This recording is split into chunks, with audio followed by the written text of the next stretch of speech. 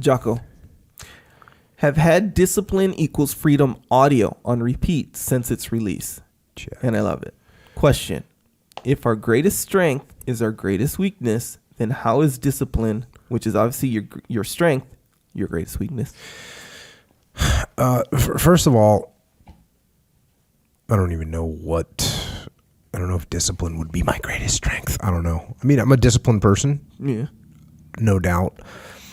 But I think that one of the things that people would find interesting is that I'm not overly orderly.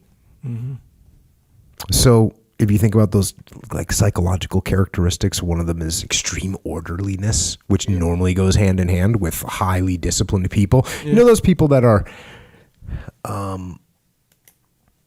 they're just ultra highly disciplined, but they have to have everything. They're OCD. Yeah, they're OCD orderly, right? Yeah.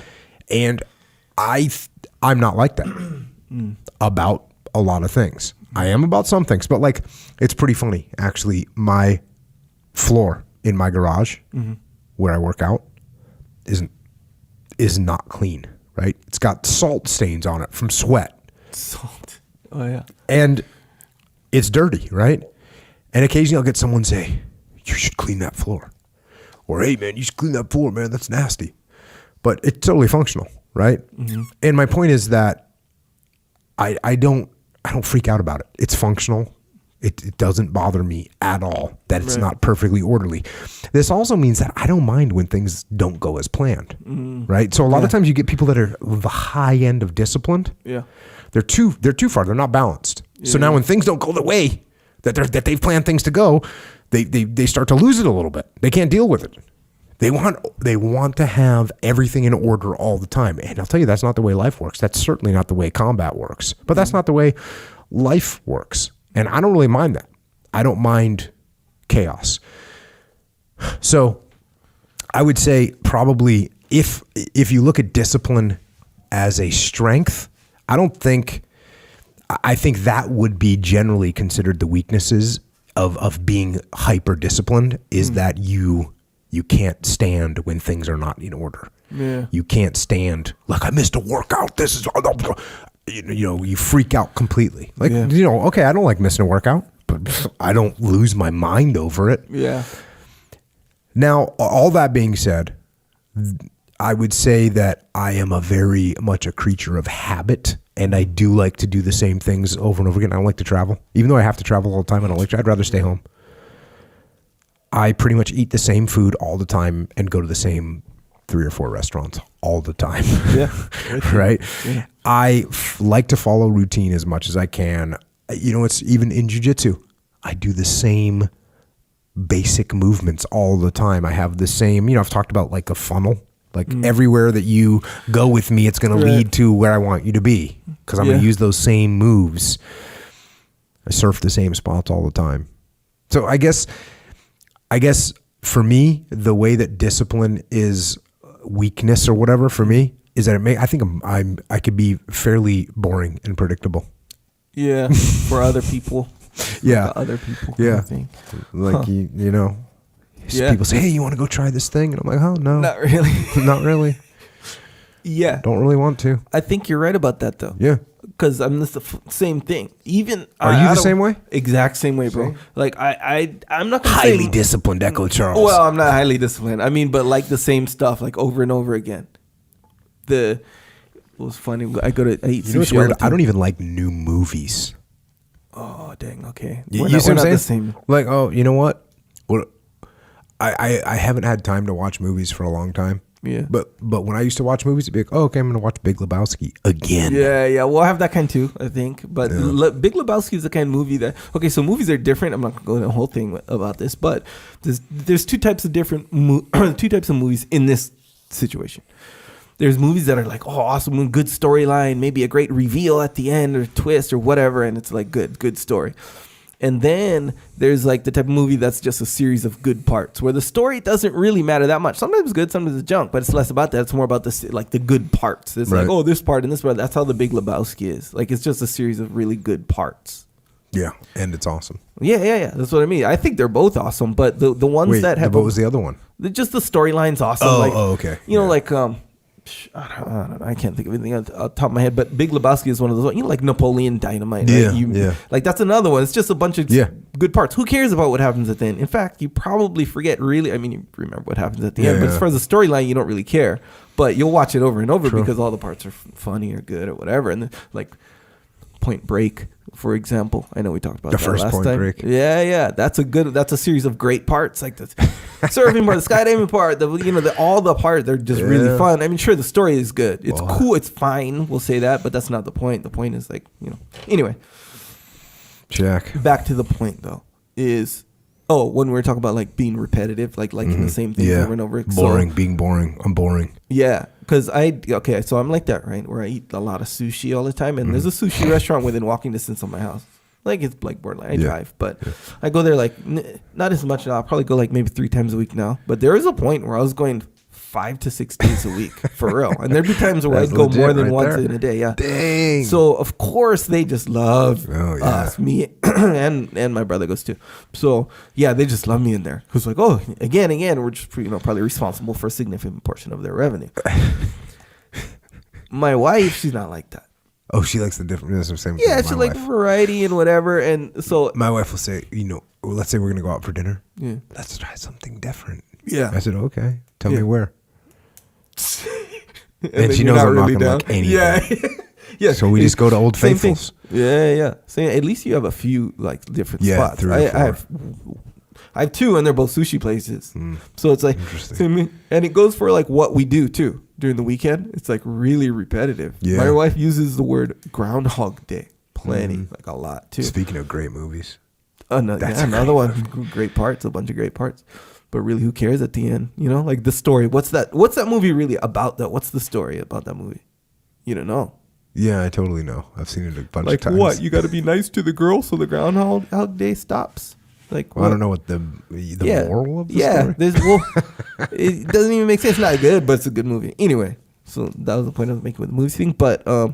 But yeah, so my point is with this is that, you will be boring because my wife thinks I'm boring in that way. Where it's like, it's just the same old every single time. I'm like, bro, I love the same old. She's like, I want to travel. I want to go on to this all-inclusive thing or whatever. Like, well, let's just stay home. Yeah. Like, this is like way better, and so I think you're right. I think that might be. But so if you think discipline isn't your biggest strength, what do you think your biggest strength is? Oh, I don't know. I don't think I have any real big strengths. You know what I think it is? I think it's arguable, maybe discipline. Yeah, maybe not. But you know what I think? Actually. Balance? Yep. No, man, you're imbalanced. Nope. You're pretty balanced? Yep. You know what I think it is? What? And you told it to me, too. Oh. You're durable. Oh, in terms of physical?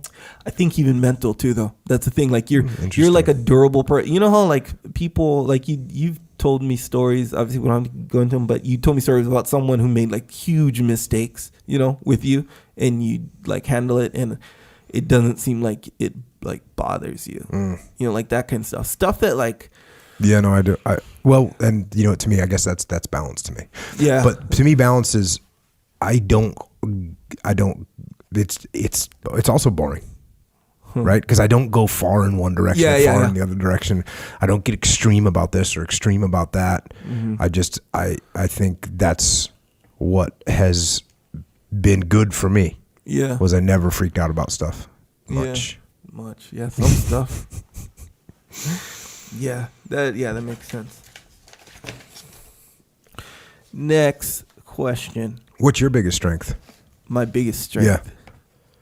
I'll tell you what I think your biggest strength is. What? You're humble. You're super humble. Yeah, I think it helps. Just the other day, you were telling me you were the most humble guy in the world. Nobody's more humble than me. That's a joke. Who's saying that? It was so funny though. Yeah, that is pretty funny. I forget who said that joke, but yeah, maybe. I had one of the most egotistical persons that I've ever known. Like, I am not kidding about this. Yeah.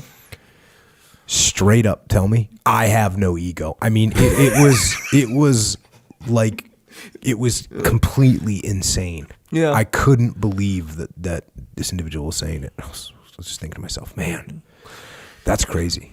ego is here's the thing. I don't know who you're talking about specifically, but I will say this, where obviously I wasn't always, I don't, and this may even go along with the idea that you think that I'm humble. It's like I don't even know if I'm humble or not, because I know before I wasn't humble before at all. I thought the world like revolved around me, not necessarily not like in a bad way, but just sort of just how. It's kind of like if I had certain feelings, like they were just more important than what was kind of going on. And it wasn't like necessarily like walking, like a dick or nothing like that. It was just that's kind of how I felt or whatever. And it was, complete immaturity. But at the same time, when you kind of pointed out that humility is like a super important thing, I was like, okay, how can I? I mean, okay, I'm going to assume that's true because you know what you're talking about. So what does that even mean?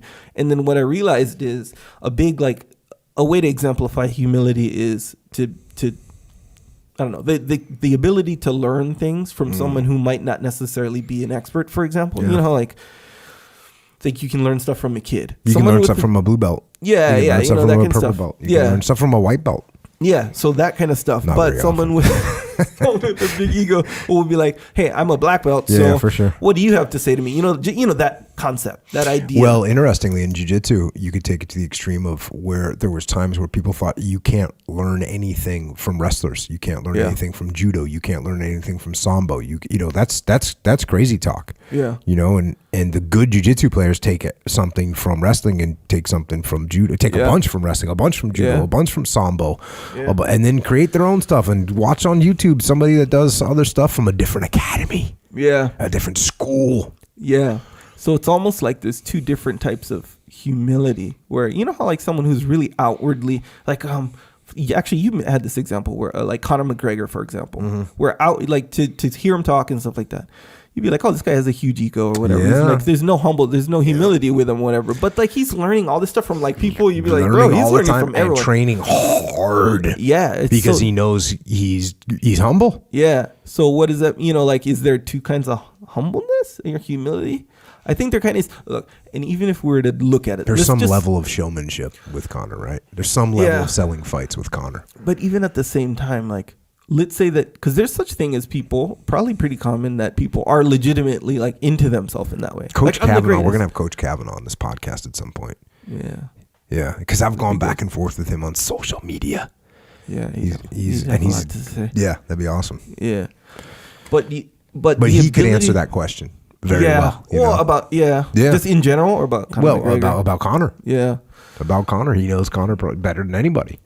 But you get people who are legitimately cocky outwardly, kind of like, but at the same time, they can learn from, they have the humility to learn from everyone kind of thing. Yeah. And you know what it is almost even? It might not even be necessarily specifically being able to learn from everyone. It's more about what you said a long time ago. It's like admitting to yourself that you don't know everything. Yes. And you don't necessarily know more than everyone at every single time. It's like you have to be humble enough to know that you don't know everything, so listen up kind of thing. That is the type of thing where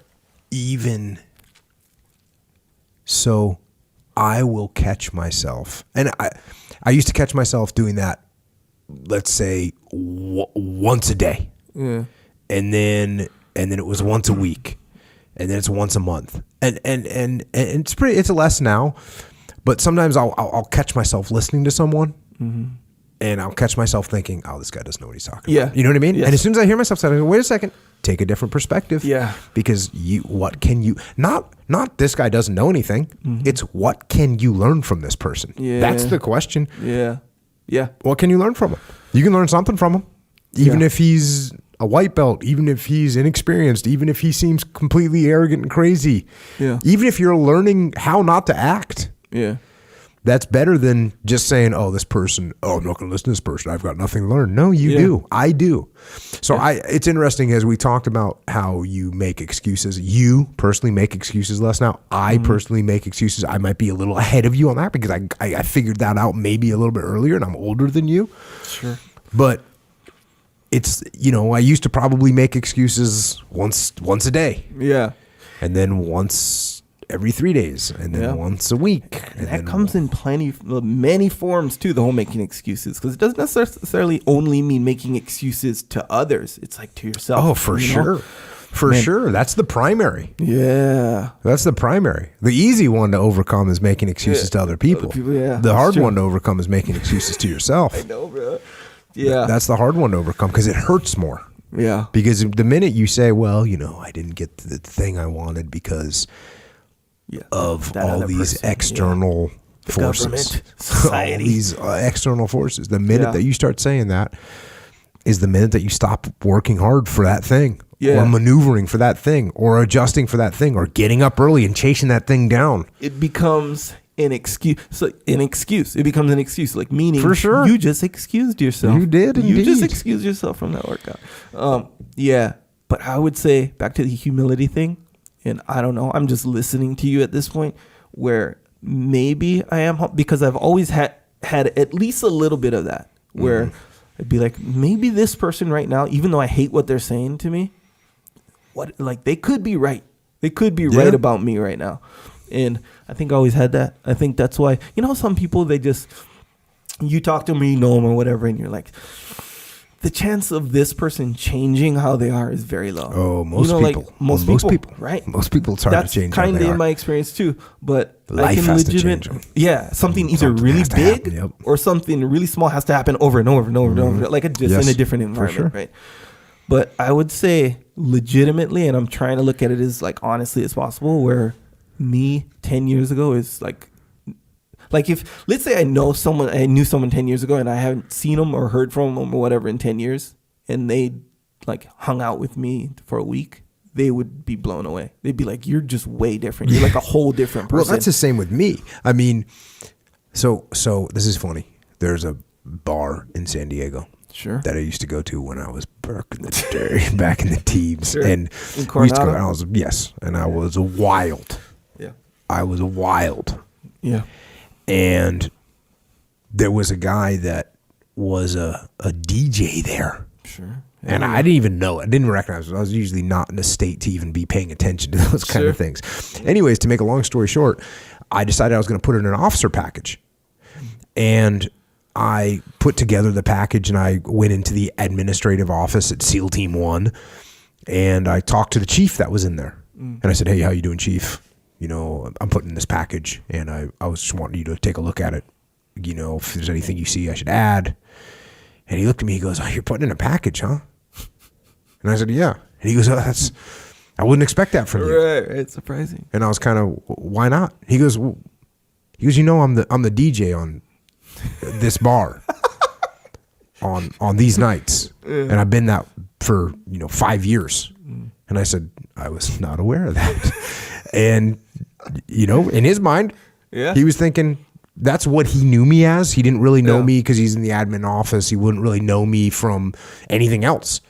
And that was a little bit of a wake up call. But so my point is, I should never come off as a saint. Yeah. I'm like far you got from everything it. figured out. Yeah, for sure. Not at all. Yeah. And even, to this day, still working, still trying to figure things out. Yeah. But definitely back in the day, I was an idiot. I had fun. Yeah. I had fun, but did a lot of dumb stuff. Yeah. But I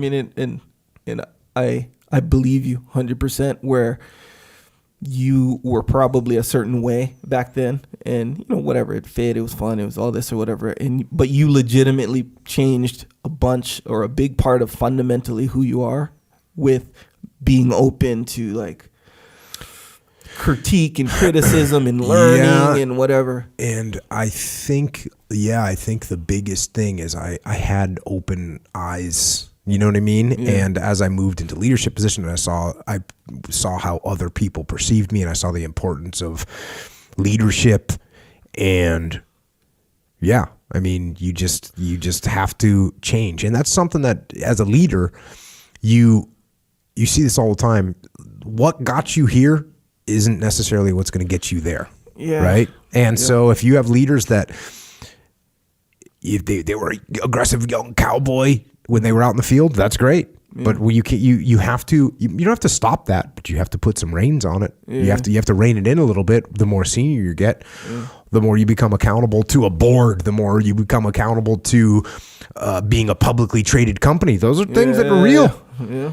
And the more you become accountable to the actions, if you're in the military still, and the way you're going to be seen, the way your unit is going to be seen and perceived by other senior leaders. Those are real things. And if you don't grow up, you don't make the progress that you need to make. Yeah. And I was lucky enough to see that. I had some great examples along the way, great leaders that I worked for. Yeah. But it can be hard to see that. Yeah. And now that's a good expression when you said I went in, I opened my eyes, or I went in with open eyes. I don't even know how to describe it, but I just was aware of what was happening a little bit more than normal, or a little bit enough to make the changes, I guess. Yeah, and that's the hard part there. And I think it is because of, like I said, your ego.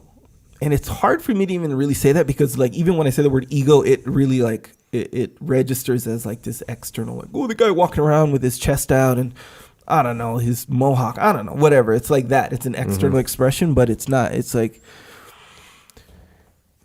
being able to kind of shed the blinders on self-critique. And so, when someone tells you, hey, you're kind of acting this way, or you're kind of this way, and to be able to figure to yourself that this person could be right first, and then be mad at the fact that they just insulted you second, of course, because that's going to be part of it. I understand.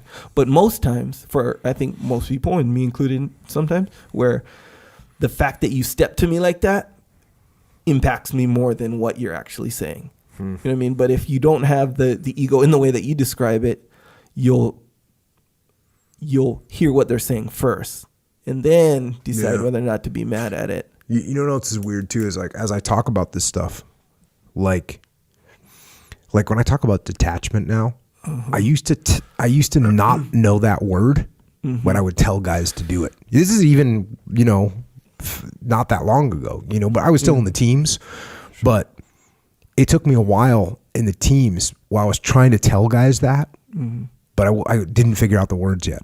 You know what I mean? Gotcha, yeah. And that's just one example. Right.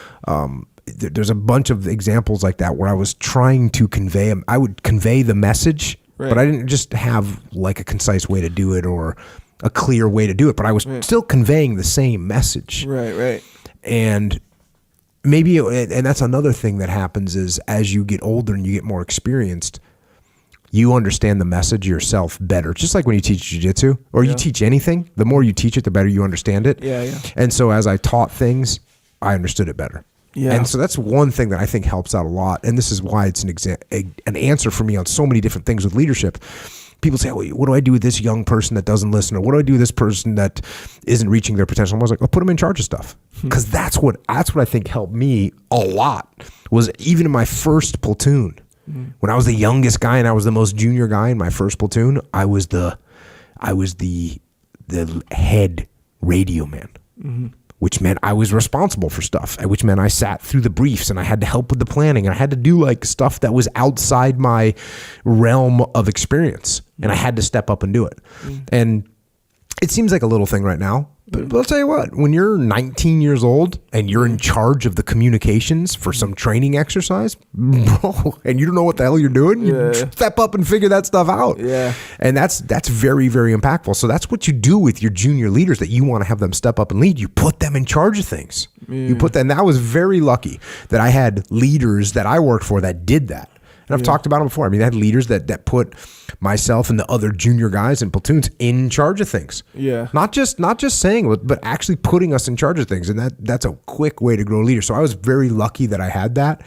And I think that was one of the things that helped me to see the light, right? Was being put in charge of things even at a younger age. When do you think, how you just talk about detaching, right? Where you were trying to convey that message before you even called it detaching or whatever.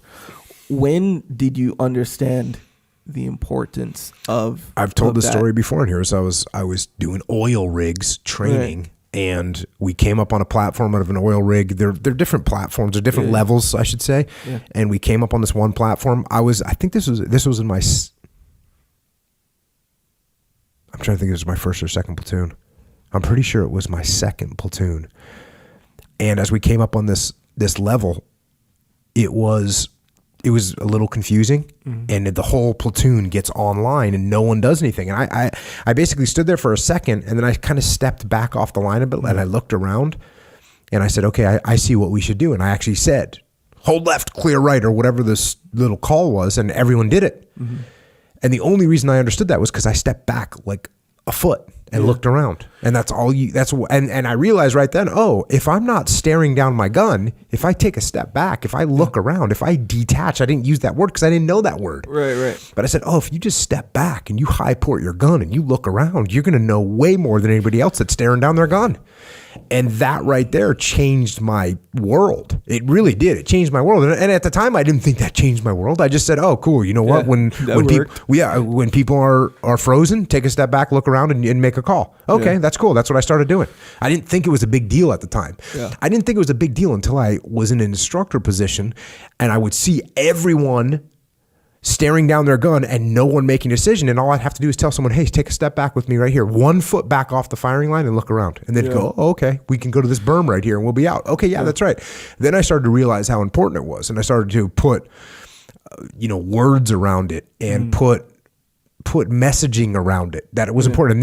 And every lesson that I talk about was all kind of learned in that method. Yeah. All of it was kind of learned by being put in situations where I had to figure something out, or something occurred, and that's the same thing with my life. I got put in some situation. I said, okay, you know what?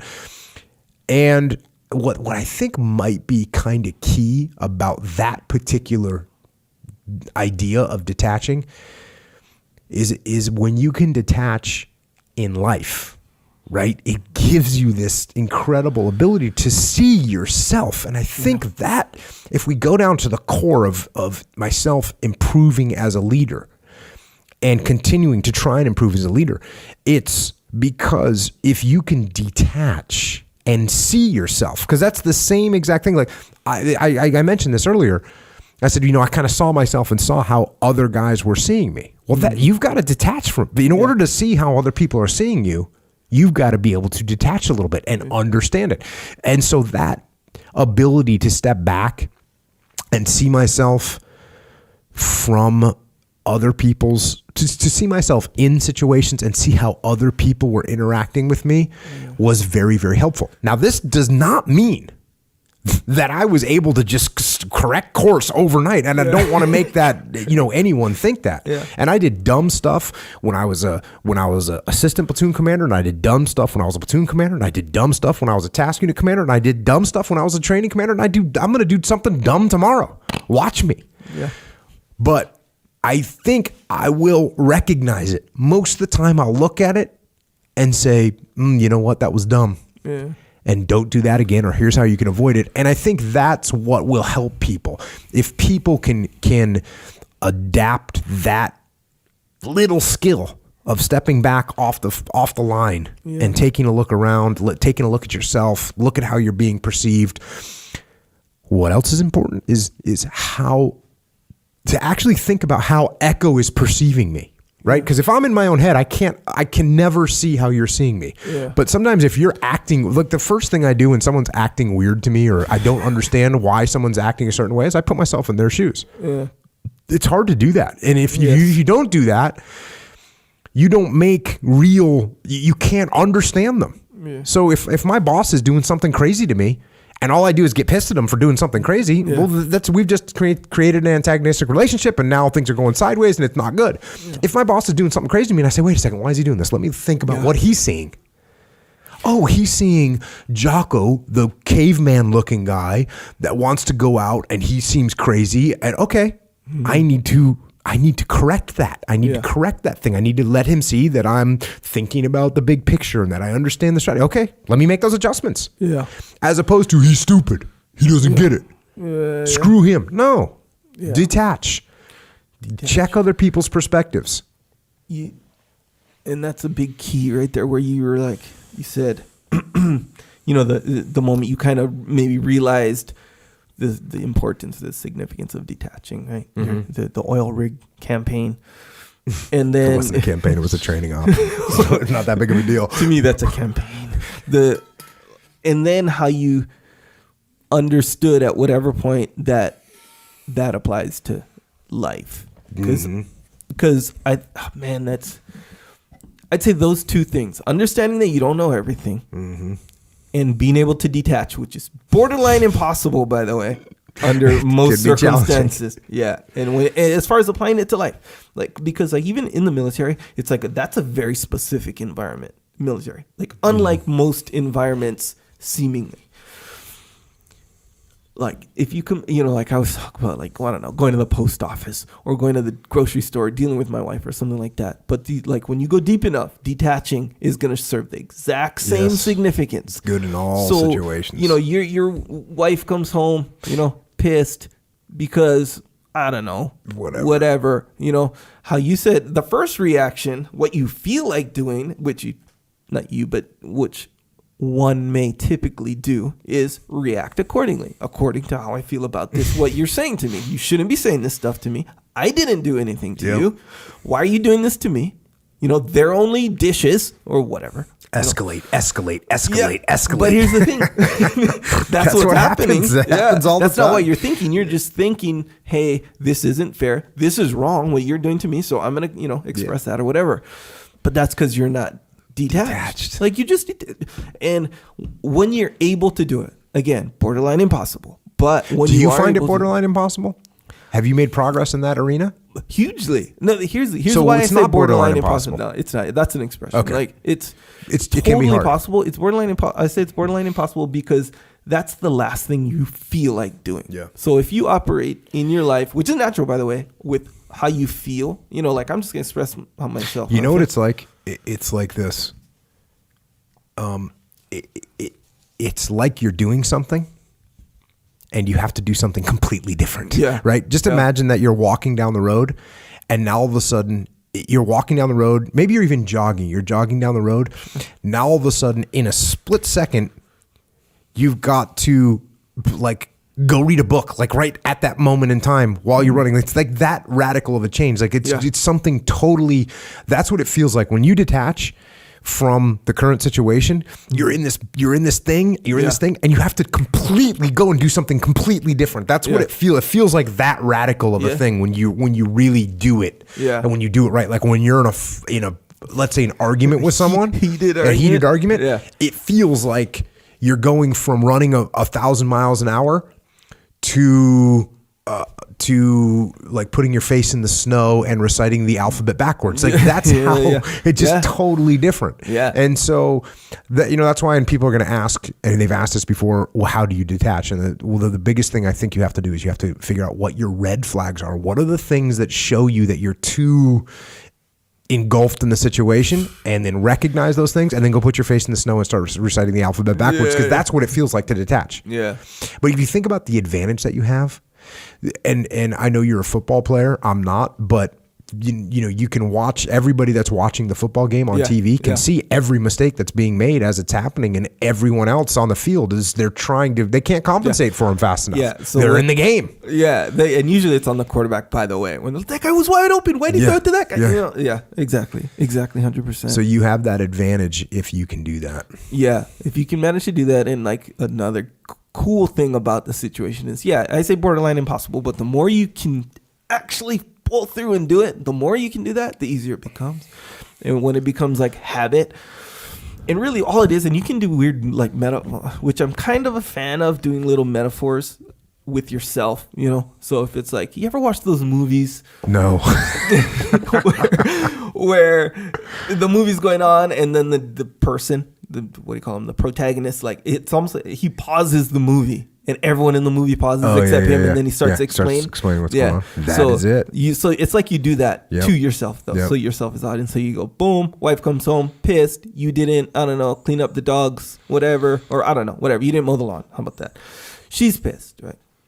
You can easily mow the lawn tonight. You can easily mow the lawn tomorrow, whenever, right? But she's pissed, right? You don't think so. So what you do is right when you feel yourself, or right when you get her yelling at you, boom, pause the movie. What do we have here? What do we have here? We have myself. We have wife. She's mad at something. Doesn't make sense. What would make, it's like, and then you just detach at that point. Doesn't matter that it doesn't make sense. Yeah. Well, how are we going to solve the problem? You can easily make sense of it, though. Like, how you said, like the football game. If you can pause the movie at that point, step back, you will easily make sense of it. Because you'll be like, oh, guess what? My wife, I haven't been home for 4 days. Yeah. I left a bunch of laundry out. Yeah. The diaper was dirty and I forgot to throw it away. I'm okay. I see where she's not mad about the lawn specifically. There's a bunch of things I did wrong. Yeah. And so you say, hey, you know what? I totally should have mowed the lawn. And by the way, the diapers, that was completely out of hand. You know what I mean? And you diffuse and you de-escalate the situation. You're detached, and that's how you roll. Yeah. That's how you make it through it. And here's a little side tip on that situation, the lawn, the diapers, or whatever. It's not that the grass is long and she wants it short, and the fact that it's long is making her mad. That's not the situation. The situation is she said something. She thought that meant something, that she said something. She thought it meant something to you.